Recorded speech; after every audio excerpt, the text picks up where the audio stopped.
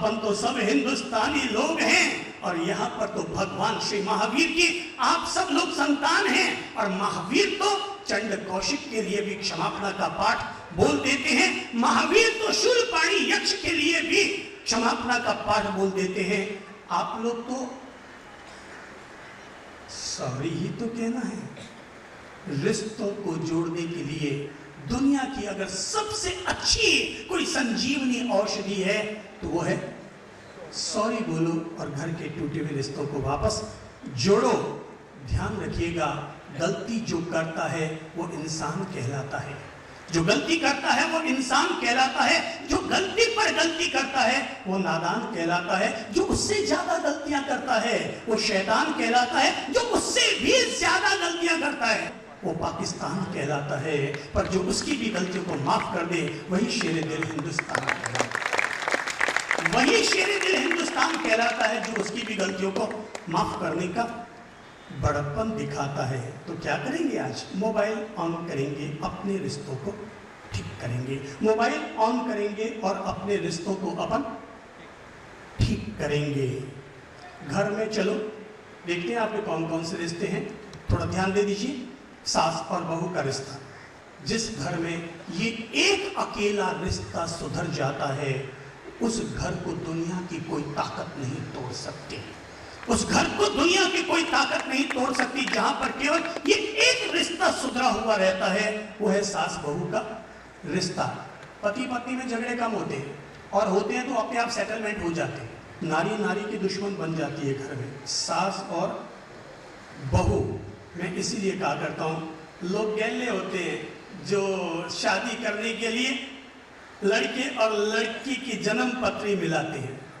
जन्म पत्री पति पत्नी की मत मिलाओ। अगर जन्म पत्री मिलानी है तो सास और बहू की मिलाओ, क्योंकि वो अगर मिल गई, जन्म पत्री अगर सास और बहू की मिल गई तो घर स्वर्ग है।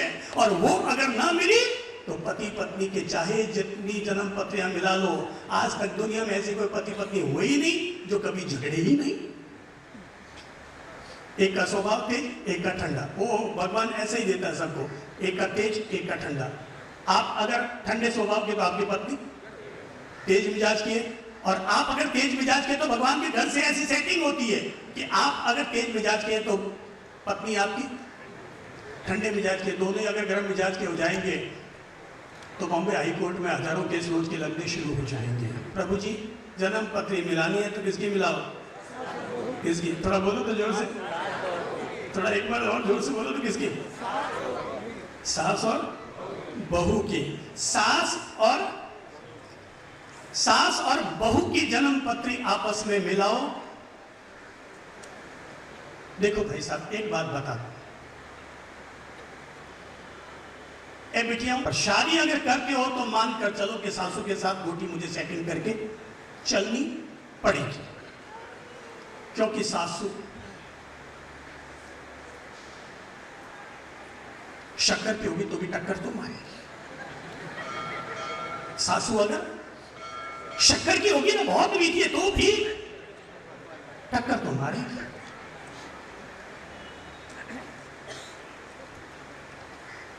भीलवाड़ा की बात है। भीलवाड़ा में एक सासू माँ हमारे पास आई, बूढ़ी माँ जी थी, और आकर कहने लगी बाप जी मारी बहू हैडी, मारी बहू हैडी, मारी बहू हैडी। अब बाप जी हमारी बहू ना ठीक कर दो तो तंग आएगी। ठीक है भाई माता जी, आप क्या हकीकत में चाहते हैं, क्या आप हकीकत में चाहते हैं कि आपकी बहू आपके साथ ठीक से पेश आए? बोले हाँ बाप जी, अगर हमारी बहू ठीक हो जाए तो मैं निहाल हो जाऊँ।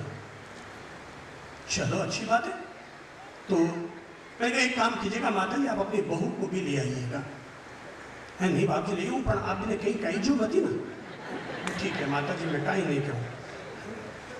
बहू आई दोपहर में, मैंने कहा बहन जी आपकी सासू कैसे?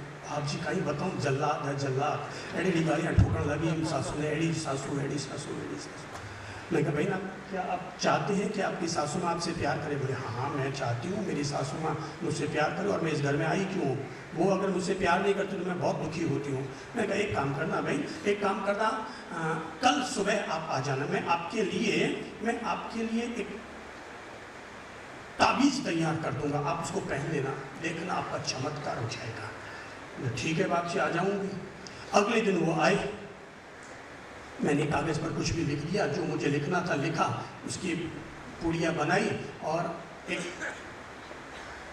कपड़े में उसको लपेट करके मैंने कहा बहन इसको आप हाथ में बांध लो। बांध लिया। मैंने कहा बहन अब देखो 1 महीने में चमत्कार होगा। बोले अच्छा चमत्कार हो जाएगा? 1 महीने में चमत्कार हो जाएगा, पर आप इसको बांधा है ना तो मेरी एक शर्त है।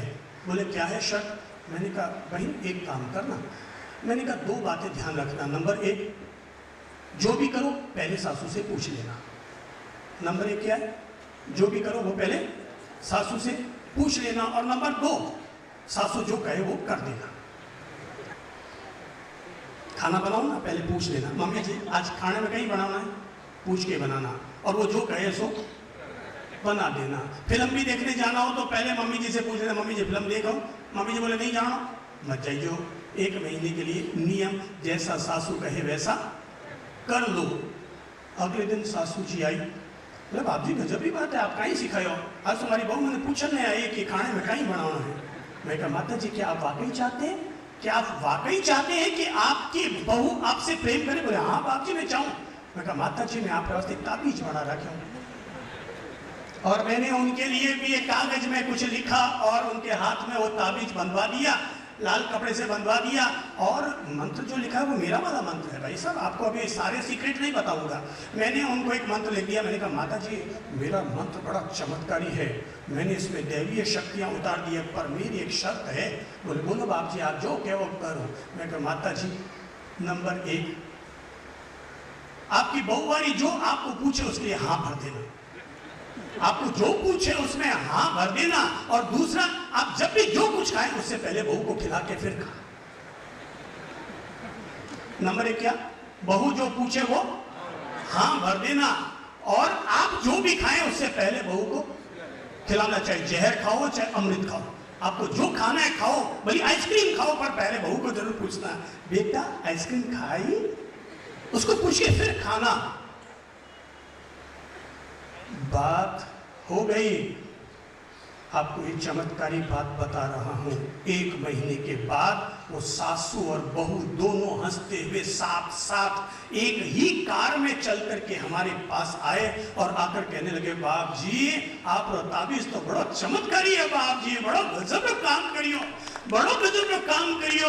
और बड़ो गजब का काम यो करियो कि मोटे 1 महीने रे मायने सारी झगड़ा खत्म हो गया। अब तो मेरी बहू मेरी इतनी इज्जत करती है, इतनी इज्जत करती है। बहू कहती है बाप जी मैं क्या इनकी इज्जत करती हूँ, ये मेरा इतना लाड करती है, इतना लाड करती है, इतना लाड करती है कि इतना लाड करती है, इतना लाड करती है कि अब मुझे अपने पीहर की मम्मी की याद भी नहीं आती, अपनी पीहर की मम्मी की याद भी नहीं आती। ऐ मेरे भाई बहनों ताबीज में कुछ नहीं है। ताबीज अगर खोलोगे तो उसमें कोई मंत्र नहीं मिलेगा। जीवन जीने का और रिश्तों को प्रेम और मिठास से भरने का मंत्र केवल इतना ही है कि आप अपनी बहू को इतना प्यार दीजिए, इतना प्यार दीजिए, इतना प्यार दीजिए वो पीहर के फोन नंबर तक भूल जाए। ताबीज में कोई मंत्र नहीं है, मंत्र केवल इतना ही है कि आप अपनी बहू को इतना प्यार दीजिए, इतना प्यार दीजिए कि वो पीहर के फोन नंबर तक भूल जाए।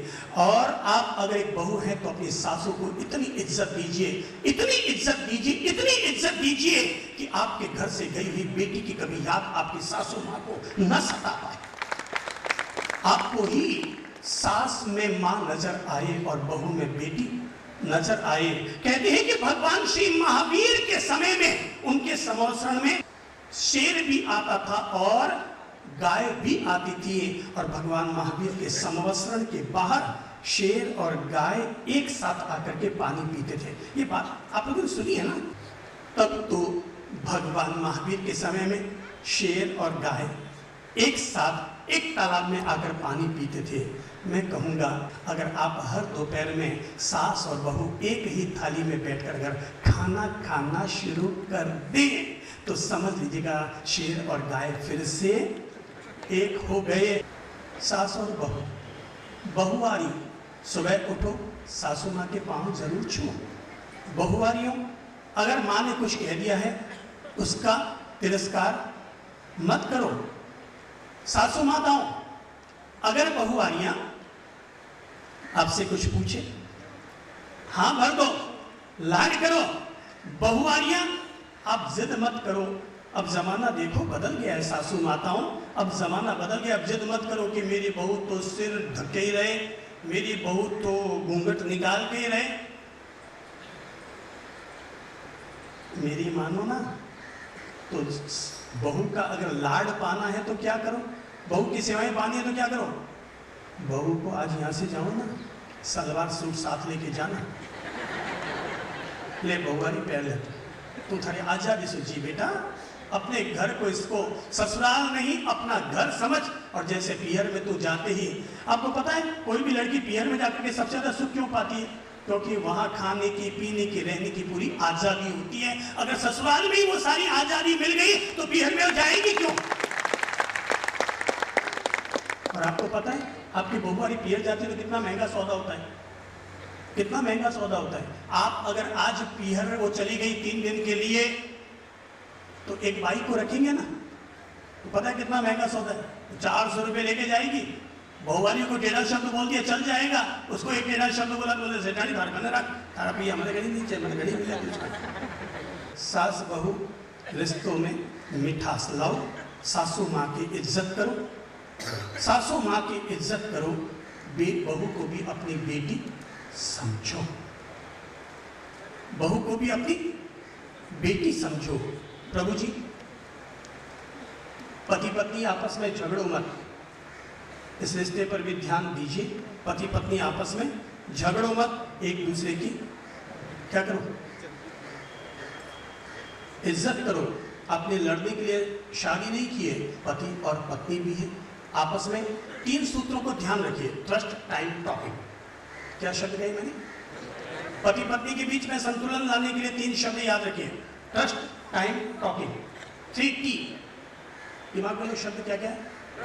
ट्रस्ट, भरोसा करो एक दूसरे पर, टाइम, समय दो एक दूसरे को, टॉकिंग, आपस में बातचीत भी जरूर करो।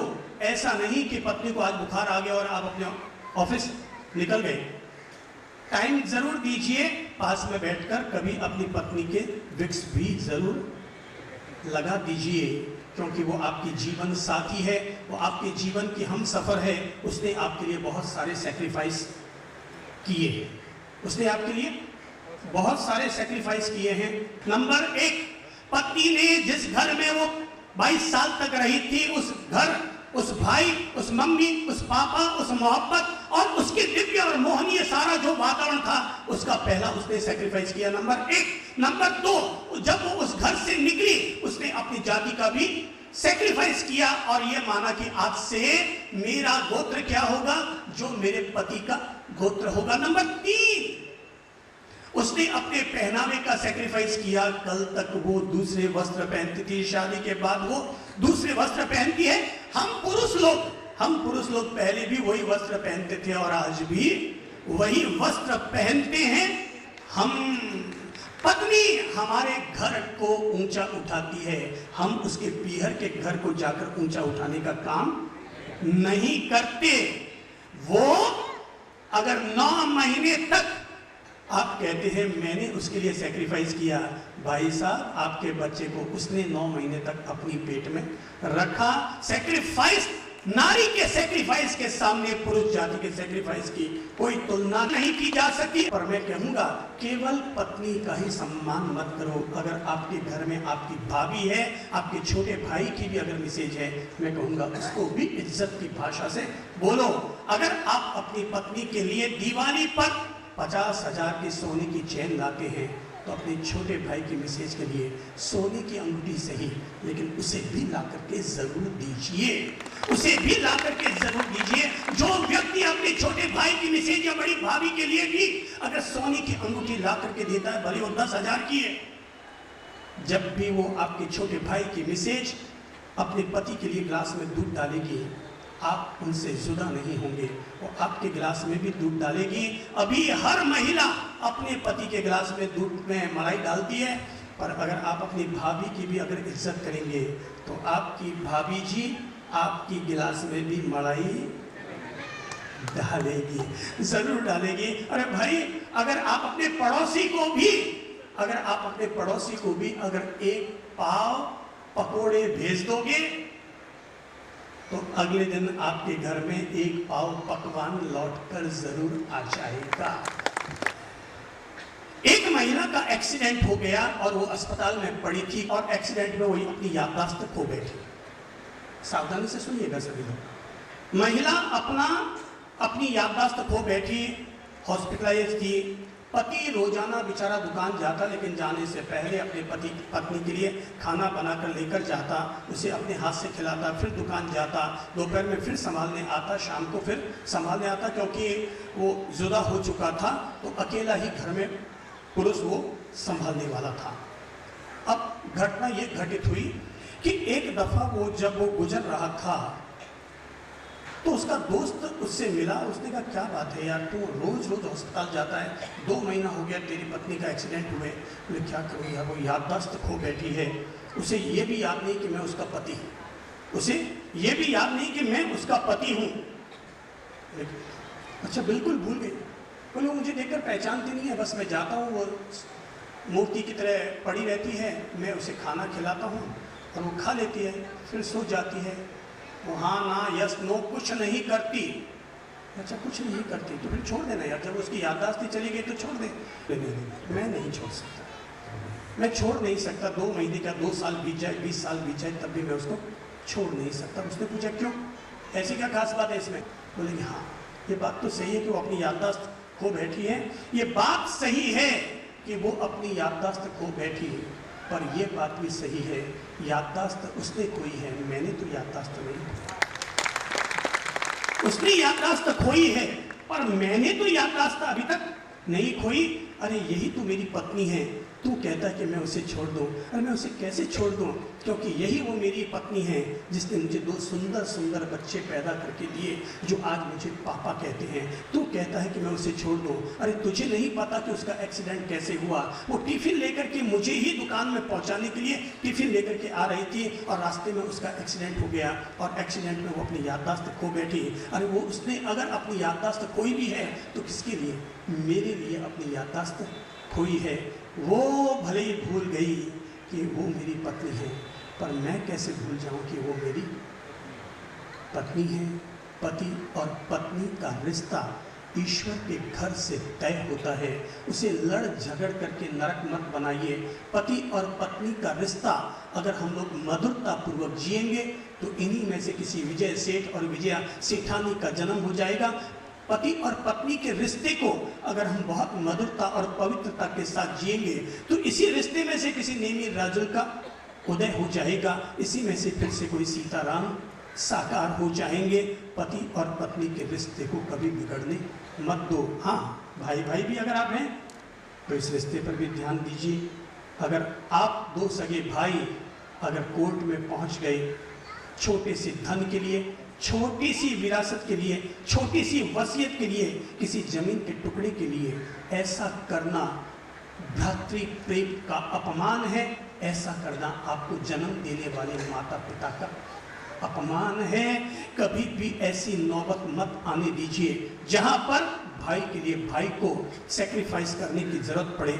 आगे बढ़ो भाई, तुझे चाहिए जमीन का टुकड़ा, तू ले जा।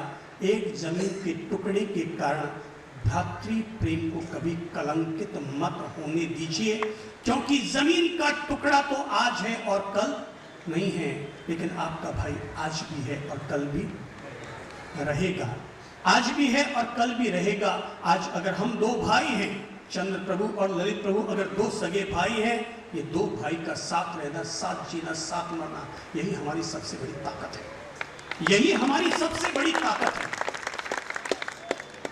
आज हम लोग इंडिया में कहीं भी जाते हैं, देश में कहीं भी जाते हैं, दोनों एक से बढ़कर एक तैयार होते चले गए। एक ने दूसरे का साथ दिया, दूसरे ने पहले का साथ दिया। दोनों एक दूसरे का करके कोई किसी ने किसी पर एहसान नहीं किया, बल्कि भाई ने भाई को बढ़ाकर अपने आप को ही आगे बढ़ाया। भाई ने भाई को आगे बढ़ाकर अपने आप को ही आगे बढ़ाया। आज देखो हम लोग कहीं भी जाते हैं ना देश में, एक दिन मैं बोल लेता हूँ, एक दिन ललित प्रभु जी बोल लेते हैं, एकांतर बोल लेते हैं। इसका फायदा पता है क्या? हम अगर चातुर्मास में जाते हैं 120 दिन तक बोलते हैं, पर 120 दिन में एक भी दिन नहीं थकते, क्योंकि पूरा 48 घंटे का दूसरे भाई को आराम मिल जाता है। दूसरे भाई को पूरे 48 घंटे का आराम मिल जाता है, और 48 घंटे में तो फिर वापस से सवा शेर के रूप में तैयार है। भाई को भाई की ताकत बनाओ, भाई को भाई की ताकत बनाओ, और भाई को भाई के बीच में इंटू प्लस माइनस गुणा भागा क्या करो, इन सबको माइनस माइनस माइनस करते चले जाओ। भाई लोगों ध्यान रखिएगा, एक भाई के 2 हाथ होते हैं, और 2 भाई अगर साथ मिल जाए तो 4 हाथ होते हैं।